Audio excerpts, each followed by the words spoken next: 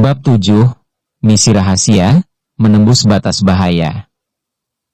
Malam kian larut ketika Panjie dan Anissa kembali ke ruang keluarga. Lampu kristal memancarkan cahaya hangat, namun bayang-bayang kekhawatiran masih tergurat di wajah Panjie. Di meja marmer, tumpukan laporan audit dan kontrak terbuka tergeletak. Tiba-tiba, suara dering ponsel memecah keheningan. Panjie mengangkatnya dengan langkah mantap. Layar menampilkan nomor asing. Suara di telepon, suara berat, Panjie Mahardika. Ini peringatan terakhir. Hentikan penyelidikanmu, atau konsekuensinya akan menimpa orang terdekat darimu. Panjie menahan napas, matanya menatap Anissa yang berdiri di samping dengan hati berdebar. Panjie, tenang tapi tegas, siapa ini? Apa yang kalian inginkan? Suara, kamu tahu sendiri. Berhenti atau nyawa keluargamu tidak akan lagi aman. Lalu sambungan terputus. Anissa meremas tangan Panjie. Mas, siapa yang mengancam? Panjie memejamkan mata, lalu melepaskan genggaman Anissa sebentar untuk merangkulnya. Ini bukan sekadar sabotase bisnis. Mereka mulai menyerang kita secara personal. Anissa, khawatir, Mas, hatiku nggak tenang. Aku nggak suka ada yang mengancam kita. Panjie berdiri di tengah ruangan, menatap hangat ke arah Anissa, namun matanya sesekali melirik pintu masuk, seolah menunggu bayangan mencekam muncul lagi. Panjie, datar tapi lembut, ancaman itu bukan cuma kata-kata. Mereka menarget keluargamu, juga perusahaan kita. Kita perlu rencana. Anissa mengangguk, lalu berjalan menghampiri piano tua di sudut ruang keluarga. Dengan iseng, ia menekan satu tuts, nada rendah bergema lembut. Anissa tersenyum getir, kalau ini situasi film, aku bakal nyetel lagu heroik lalu kita berdua beraksi pakai jas hujan dan payung sabetan pedang. Panjie tersenyum tipis. Drama kamu ini bikin tenang. Ayo kita hadapi badai ini bersama. Mereka duduk di sofa empuk. Panjie membuka laptop, memanggil Rani lewat video call. Rani, di layar, suara gemetar, Pak, saya sudah amankan bukti transfer gelap itu, tapi ada lebih banyak data di server cadangan. Aku butuh akses fisik. Panjie, baik. Kita akan ke sana besok dini hari. Kamu, Anissa, ikut aku. Kita ambil semua bukti sebelum mereka menyadari. Anissa meneguk napas. Misi rahasia tengah malam? Seru juga. Rani, hati-hati, Pak. Sistem keamanan di gudang arsip diperketat sejak kemarin. Panjie mematikan panggilan. Ia menatap Anissa. Panjie, kita akan menyusup ke gudang arsip kantor pusat. Aku sudah siapkan akses kantor cleaning service. Kamu siap jadi partner in crime? Anissa berdiri, semangat. Siap. Gak sabar mau lihat Mas dengan setelan cleaning service. Mereka tertawa kecil, lalu bersiap. Panjie mengenakan jaket gelap, Anissa menyelipkan sarung tangan tipis dan topi. Malam itu mereka bukan lagi suami istri kontrak, melainkan tim rahasia yang berani menantang kekuatan gelap. Suasana di luar, hujan rintik masih tersisa, menambah kesan misterius. Lampu jalan memantulkan kilau di aspal basah. Dari kejauhan, bayangan dua sosok berjalan mantap ke arah kantor pusat Mahardika Group. Di malam yang sunyi, hanya terdengar gemerisik daun dan detak jantung yang berdebar kencang saat Panjie dan Anissa merayap menuju gudang arsip Mahardika Group. Udara dingin menusuk tulang, entah menambah semangat atau membuat kedua sahabat ini makin tegang. Lampu jalan di kejauhan remang-remang, menciptakan bayangan misterius di tembok beton tinggi. Panjie mengangkat jempolnya sebagai tanda siap bertugas. Anissa hanya mampu tersenyum gugup. Senyum khasnya di tengah ketegangan, berusaha menebarkan keceriaan meski kegelapan malam mengelilingi. Pada akhirnya, gerbang logam tua tempat masuk ke gudang arsip tampak di depan mereka. Lampu sensor di dinding menyala merah, siap mendeteksi setiap gerakan yang tak diinginkan. Di depan pintu, ada kipat berkunci. Panji mengambil alat hacking kecil dari saku jaketnya. Ia mengaitkan kabel ke panel kipat dengan tangannya yang cekatan. Jantung kedua sahabat ini makin berdetak cepat. Anissa menahan napas, mengawasi sekeliling dengan mata jelalatan. Saat Panji mulai memecahkan kode, tiba-tiba terdengar suara gemerisik di balik pintu besi. Anissa langsung berbisik panik, "Mas, jangan-jangan itu guru panahan." Panji menahan tawa mendengar lelucon nyeleneh Anissa, tapi ia tetap fokus. Betapa gadis itu selalu berhasil mencairkan suasana dengan humor kocak, bahkan di ujung bahaya, pikir Panji. Setelah beberapa detik menekan tombol, Panji akhirnya berhasil memecahkan kombinasi. Pintu logam berderit perlahan terbuka. Mereka melangkah masuk pelan-pelan, mengangkat kaki satu persatu seperti bermain marsupilami, menghindari sensor di lantai.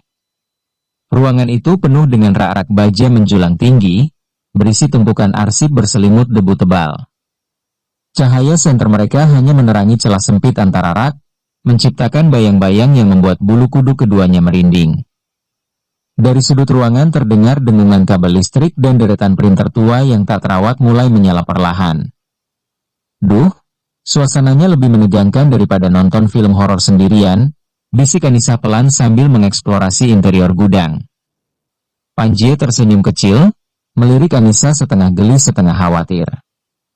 Ia mengerti maksud gadis itu, humor kecil untuk mencairkan ketegangan. Lampu sirkuit di lantai menyala merah berkedip. Sebuah garis kuning samar di lantai menandakan sensor gerak. Keduanya harus melintasi lorong itu tanpa menyentuh garis tersebut. Panji yang lebih dewasa memimpin. "Lihat caraku, Anis. Jangan sampai nanti cuma tas kamu yang meledak," candanya pelan, mencoba meredakan ketegangan. Anissa pura-pura kesal, menahan tawa. "Mas, jangan ngaco deh. Aku sudah takut dari tadi." "Loh?" bisiknya sambil menggencet bahu Panji perlahan. Anissa kemudian menahan napas, mengikuti gerakan Panji hati-hati. Mereka merayap seperti dua bayangan di malam hari, kaki satu persatu melewati garis kuning. Tiba-tiba satu kaki Anissa nyaris menyentuh garis tersebut. "Astaga, nyaris aja. Aku kan gak mau kulkas di rumah jadi satpam cadangan," gumamnya panik dalam hati, tangannya tergesa untuk meraih Panji. Panji segera meraih tangan Anissa, menjaga agar tubuhnya tidak bergerak. "Tenang, aku ada di sini," bisik Panji setenang air, padahal perutnya sudah mual melompat. Ia memastikan tubuh Anissa benar-benar aman sebelum perlahan-lahan memindahkannya ke area aman. Mereka berdua tersenyum lega setelah berhasil melewati sensor.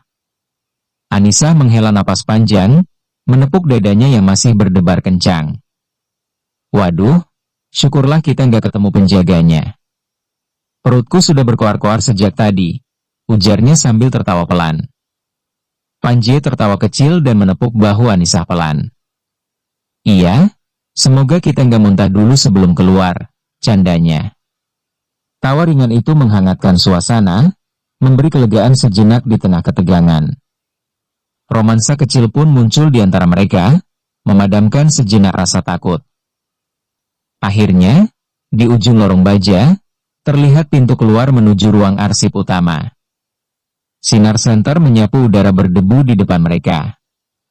Rak-rak besar berjejer rapi penuh map dan berkas rahasia. Panji dan Anissa masuk ke dalam perlahan. Begitu pintu menutup pelan di belakang mereka, mungkin karena sensor keamanan, mereka tahu waktu sangat terbatas. Panji menarik napas dalam. "Ayo, kita bagi tugas." "Aku lihat rak atas," serunya lirih. Anissa mengangguk mantap. Mereka mulai menyisir rak demi rak dengan hati-hati, berusaha menemukan bukti apapun yang mereka butuhkan. Tiba-tiba Anissa melihat sinar merah kecil berkedip di sudut lantai dekat dinding. "Mas, ada lampu merah kecil menyala terus," bisiknya. Panji mendekat cepat, mengambil alat kecil sejenis chip dari saku. Ia memasukkannya ke port di dinding. "Ini sensor laser," bisik Panji lirih. "Biasanya dipakai di arsip khusus. Kalau aktif, semua kunci keamanan otomatis terkunci." Dengan satu sentuhan, lampu merah itu padam. Anissa mengangkat alis, setengah kagum setengah guyon. "Wah, Mas, semacam punya master key aja." Panji tersenyum tipis, "Selalu siap," jawabnya. Setelah sensor itu diatasi, Anissa kembali mencari-cari dengan cermat. Akhirnya mereka berkumpul di meja tua di pojok ruangan. Panji mulai membuka laci kayu berdebu. Lampu senter terfokus ke sekelompok map terbuka. Panji mengeluarkan satu map berwarna merah marun. "Ini dia," bisiknya penuh kemenangan. "Bukti transaksi uang korupsi, semua tertulis di sini." Tangan Panji gemetar saat ia meraih map itu erat-erat. Anissa menyipitkan mata membaca judul di sampul map. Ia menarik napas pelan.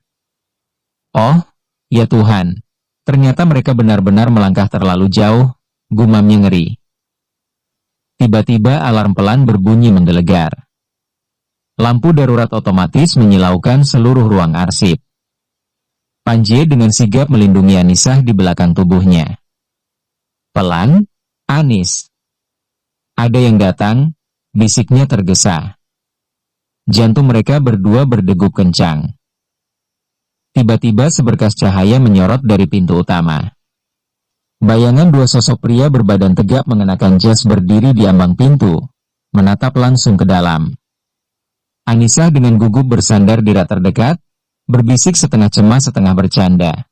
"Mas, aku beneran demam nih, jangan-jangan salju dari planet sebelah turun." Panji menenangkan Anissa. "Tunduk, kita harus sembunyi," bisiknya. Sebelum mereka sempat bergerak, sosok pria berjas itu melangkah masuk perlahan. Lampu langsung menyala penuh, membanjiri ruangan hingga bayang-bayang rak lenyap, meninggalkan Panji dan Anissa tanpa tempat bersembunyi. Sinar putih lampu menerpa papan nama di dinding belakang, Mahardika Group. Sosok pengunjung misterius itu menelan ludah, lalu menatap tajam ke arah Panji dan Anissa. Kedua suami istri itu saling berpandangan, nyaris terlambat menyembunyikan bukti penting di tangan Panji. Mereka berdua terdiam beku, menahan napas, menunggu apa yang akan terjadi selanjutnya. Pintu gudang arsip tertutup rapat di belakang mereka, menyisakan denting logam yang bergema di lorong sunyi. Panji memegang map bukti di satu tangan, senter di tangan lain. Anissa menempel di belakangnya, napasnya cepat tapi matanya berbinar, antara takut dan semangat. Tiba-tiba, sosok pria berjas melangkah maju, menyalakan senter genggamannya. Wajahnya tertutup topi, hanya sorot mata tajam yang terlihat. Pria misterius, suara rendah.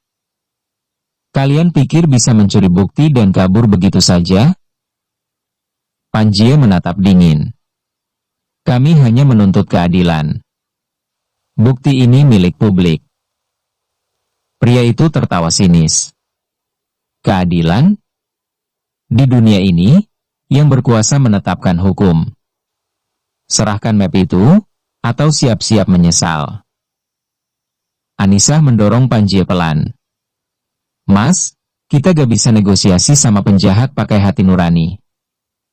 Panji mengangguk, lalu membentuk rencana kilat. "Anis, kamu cari jalan keluar di ujung lorong. Aku kontak Rani untuk pemecah kode pintu darurat, 3 menit. Anissa menyeringai gugup. 3 menit? Aku butuh 2 detik buat panik. Panji menyengir tipis. Kalau panik, ingat es krim stroberi kita. Anissa menarik napas dalam, lalu melangkah cepat menyusuri lorong. Pria misterius menghalanginya, namun Anissa menggunakan jurus kocaknya. Pura-pura terpeleset, kemudian memeluk pria itu. Aduh maaf, aku salah jalan. Mau ke toilet? Pria itu terkejut, ragu melepaskan Anissa. Momen itu dimanfaatkan Panjie yang meluncur dari belakang, menyambar map bukti dan menyeret Anissa lari ke lorong samping. Alarm keamanan meraung. Lampu darurat merah menyala, memantulkan bayang-bayang panik di dinding. Musik sirene bergema. Adegan kejar-kejaran di penyelamatan. Panjie dan Anissa berlari menuruni tangga darurat. Pria misterius memburu dengan langkah cepat, dipimpin cahaya senter. Rani muncul di pintu bawah, membawa master key dan menekan panel, pintu darurat terbuka. Anissa terpeleset di genangan air, Panjie menahan tubuhnya, hampir jatuh, tapi berhasil menariknya ke pintu. Mereka melompat keluar ke lorong parkir, mobil hitam menunggu, mesin menyala. Panjie mengebut mobil. Rani, antarkan bukti ini ke kantor hukum. Lindungi Anissa. Rani menyetir. Siap, Pak. Hati-hati. Mobil melaju di jalan basah, meninggalkan gedung Mahardika dalam gemerlap lampu. Hujan rintik menambah dramatisasi. Di kursi penumpang, Anissa memeluk map, napas terengah. Mas, aku panik setengah mati. Panjie menoleh, menepuk pundaknya. Kamu hebat. Kita berhasil. Anissa tersenyum malu. Tim komedi romantis versus mafia. Menang, ya? Panjie tersenyum tipis. Kita menang, tapi perang belum usai. Bersambung.